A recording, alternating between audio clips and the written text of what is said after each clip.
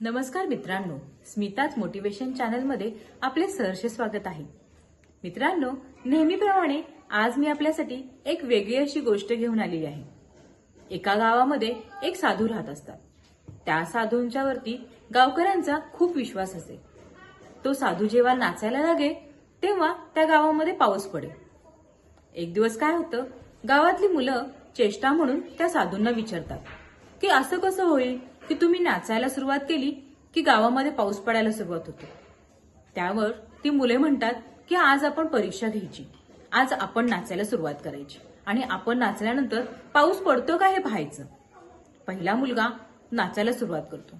थोडा वेळ गेल्यानंतर तो दमतो आणि थांबतो।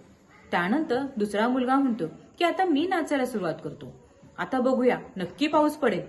असे करत करत 4-5 जण मित्र नाचतात, परंतु पाऊस काय पडत नाही।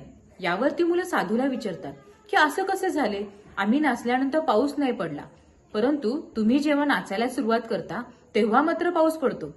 यावर साधू हसतो आणि त्या मुलांना म्हणतो की मुलांनो, या गावातील सर्वजण माझ्यावरती विश्वास ठेवतात आणि माझा विश्वास मात्र देवावर आहे।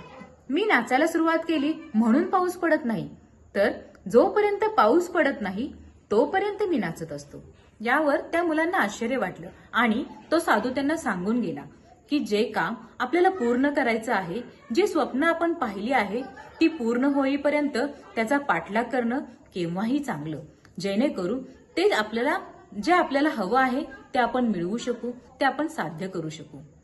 मित्रांनो, या गोष्टीतून आपल्याला एकच समजतं की जे स्वप्न आपण पाहतो, जे कार्य आपण करायला घेतलेलं आहे त्याच्या मागे मागे धावून ते जोपर्यंत पूर्ण होत नाही तोपर्यंत त्याच्या मागे मागे धावणे हेच खरं महत्वाचं आहे, जेणेकरून आपण आयुष्यामध्ये सुखी आणि समाधानी होऊ।